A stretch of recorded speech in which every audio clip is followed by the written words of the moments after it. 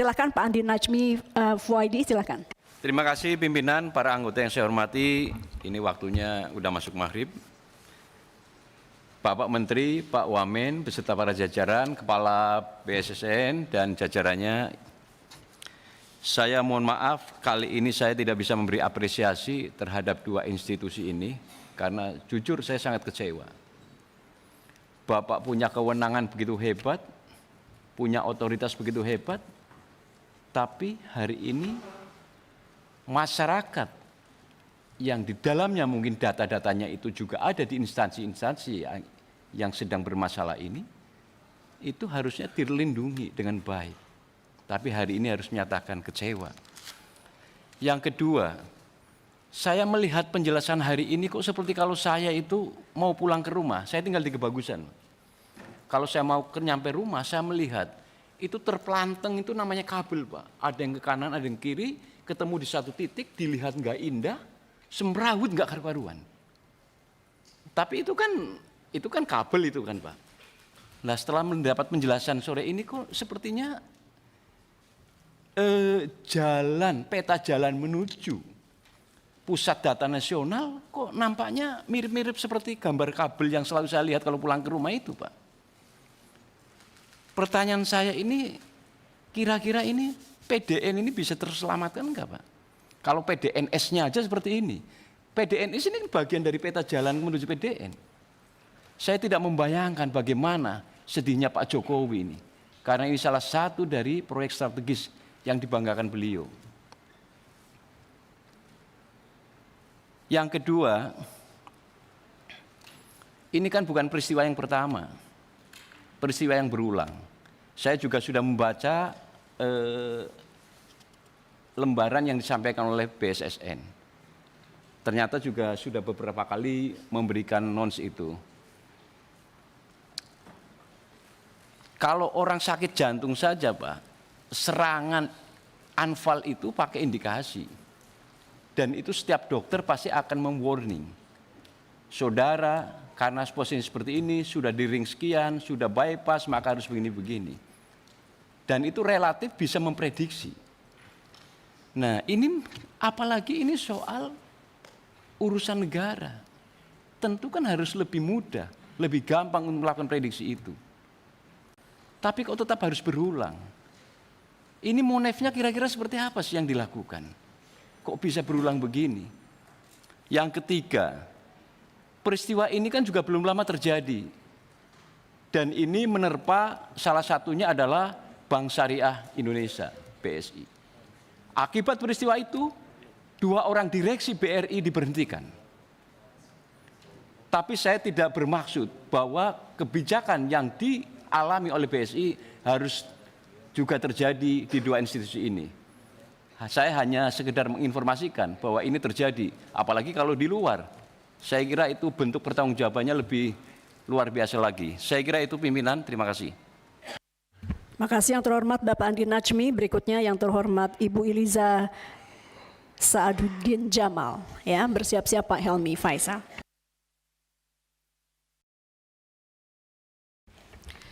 Assalamualaikum warahmatullahi wabarakatuh. Pimpinan dan seluruh anggota Komisi 1, Pak Menteri, kemudian Pak Nejar Patria sebagai Pak Wamen, kemudian Pak Insa. Tentu hari ini saya diminta untuk bergabung di Komisi 1. Mungkin Bapak belum sering ketemu saya. Dan saya berada di Komisi 10. Kondisi hari ini tentu yang berimbas tidak hanya satu komisi. Tapi isu ini menjadi isu yang seluruh komisi dan seluruh masyarakat Indonesia yang kecewa, yang sangat memprihatinkan, terutama kaitannya dengan mandeknya pengelolaan pusat data nasional, sehingga gangguan teknis itu terjadi pada layanan pusat data nasional justru di 2 kementerian ini.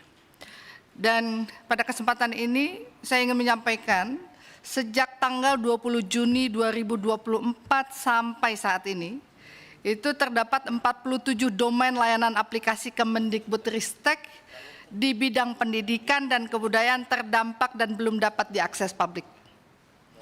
Di antaranya sistem pengadaan secara elektronik, beasiswa pendidikan, KIP kuliah, layanan perizinan film.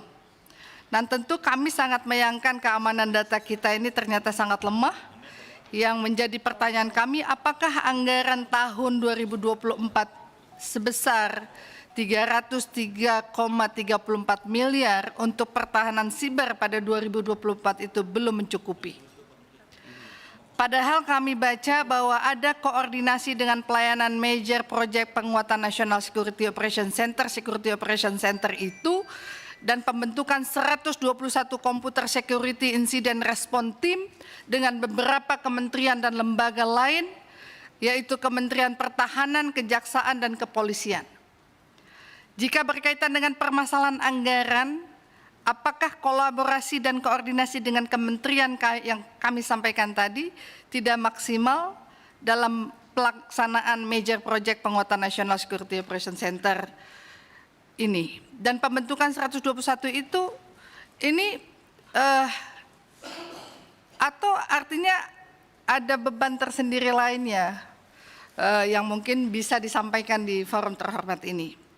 Kemudian tahun 2023 Detiknet 20 Februari 2023 mengungkapkan prediksi ancaman cyber yang akan terjadi pada 2023 mulai dari ransomware, kebocoran data, phishing sampai social engineering. Dan harusnya ini sudah menjadi sinyal akan terjadi, ternyata kita tidak sanggup untuk menahan melakukan pengamanan sehingga terjadilah hal yang merugikan semua pihak. Nah tentu Pak Menteri dengan mohon maaf Pak Budiari, terkait yang Bapak sampaikan di halaman 8, rentan waktu antara Juni dan Juli, itu adalah waktu di mana saat ini adalah waktu pelayanan yang harus diakses oleh publik. Antara lain sistem pengadaan secara elektronik, beasiswa pendidikan, KIP, dan sangat dibutuhkan masyarakat. Oleh karena itu tentu kami memohon, kami meminta, masyarakat lagi susah, ekonomi kita lagi terpuruk. Maka persoalan ini segera bisa diselesaikan. Dan dalam keterpatuhan skema apa yang akan dilakukan oleh pihak Kominfo, karena ini ternyata memang kan menyeluruh tadi dalam paparan sampai dengan dampaknya ke daerah. Nah kepada BSJN, apa yang di awal kami sampaikan tadi ternyata di dalam paparan juga sudah diprediksikan ancaman 2024 di halaman 4, harusnya pencegahan itu sudah dilakukan. Jika 2023 sudah ada prediksi, mengapa kejadian ini bisa berulang kembali Pak? Nah dalam halaman 7 hasil identifikasi tim BSSN nomor 2 bahwa ditemukan belum tersosialisasikannya hal ini dari metode pengamanan PDNS 2, tata kelola kebijakan keamanan teleworking, serta kurang terkoordinasinya dalam hal pengelolaan aset yang artinya ini ada mismanagement dalam hal pengelolaan. Nah bagaimana ini bisa terjadi padahal menyangkut keamanan hingga menyebabkan permasalahan pelayanan pengelolaan pusat data nasional. Memang Pak Wamen juga di dalam rilis yang saya baca ya tentang tuntutan untuk membayar 8 juta US dollar itu, ada statement yang Bapak sampaikan kebocoran data itu tidak akan dipublish. Dari mana garansinya? Kalau kita bayar 100,7 miliar itu, apa garansi? 131 miliar lebih itu, apa garansinya data kita bisa kembali secara utuh, kemudian betul-betul itu terjaga, itu garansinya apa?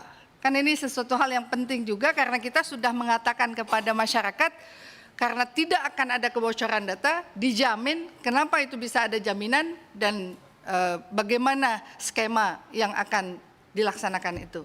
Mohon maaf, terima kasih. Assalamualaikum warahmatullahi wabarakatuh. Terima kasih Ibu Iliza. Kita senang sekali ketambahan meskipun sementara. Sampai hari apa Ibu? sampai hari ini, tapi ada tambahan perempuan di sini hanya 4 orang perempuan, jadi hari ini jadi 5. Ibu Wali Kota Banda Aceh yang sekarang sudah menjadi anggota DPR. Terima kasih. Berikutnya Pak Helmi Faisal Zaini, silakan Pak. Baik, Assalamualaikum warahmatullahi wabarakatuh. Bismillah, alhamdulillah, Allahumma salli wa sallim wa barik ala sayyidina Muhammad wa ala ali sayyidina Muhammad. Amma ba'd, Ibu Ketua, pimpinan, anggota Komisi 1, Pak Menteri, Pak Wamen, Pak Kepala BSSN, dan segenap jajaran. Saya ingin baca hadis yang diminta oleh Pak Bupati kita, Pak Mukhlis. Ya, idza wusidal amru ila ghairi alhi faqtadirus sa'ah.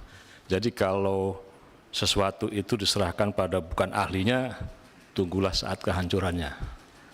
Nah, kita semua sedih hari ini membaca bahwa pusat data nasional kita ini dihack, bahkan diancam untuk minta tebusan. Padahal kita semua sudah punya apa yang disebut sebagai pakem kita, bahwa negara tidak boleh kalah oleh ancaman-ancaman apapun.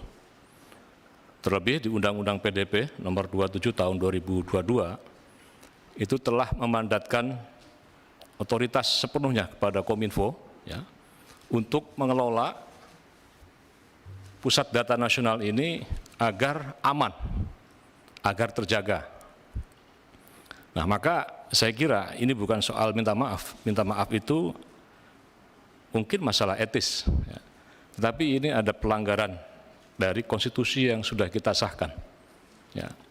Nah, maka tentu saja masyarakat dan kita semua ini menimbulkan apa yang disebut sebagai distrust. Ini karena Pak Jenderal tadi harus bahasa Inggris, saya juga bahasa Inggris juga ini. Ya, menimbulkan ketidakpercayaan. Why? Kita semua sudah menyampaikan dan tentu saja dari 282 kementerian lembaga ya, yang sudah terkoneksi di pusat data nasional ini berharap data ini bisa terjaga dengan aman. Tadi Kepala BSSN sebetulnya sudah mengindikasikan ya, bahwa ransomware itu akan melakukan hack dan seterusnya. Nah, apakah tidak ada ya, standar operasional prosedur ya, dari Kominfo dan BSSN ya, terhadap mungkin melakukan simulasi. Kira-kira kalau kita ini dihack, kehilangan data, apa yang harus kita lakukan?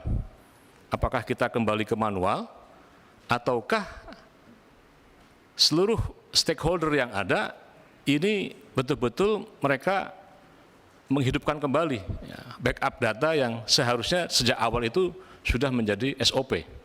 Ya, ketika mereka akan menginput data di PDN, sebelumnya mereka juga harus melakukan backup data terlebih dahulu, menjaga kekhawatiran seperti apa yang hari ini terjadi. Ya. Jadi ini bukan soal negara lain kena, kita juga kena, ini bukan soal itu. Ya. Tapi soal bagaimana kita ini betul-betul mendapat amanah dari rakyat, dari masyarakat untuk bisa menjaga keamanan data nasional kita. Maka saya berharap tentunya melalui forum ini, dan saya kira seluruh masyarakat di luar ya, ini juga berharap Komisi 1 melakukan pengawasan, penguatan sekaligus tentunya mendampingi pemerintah ya, untuk bersama-sama kita mempertahankan sekaligus menguatkan proteksi data nasional kita.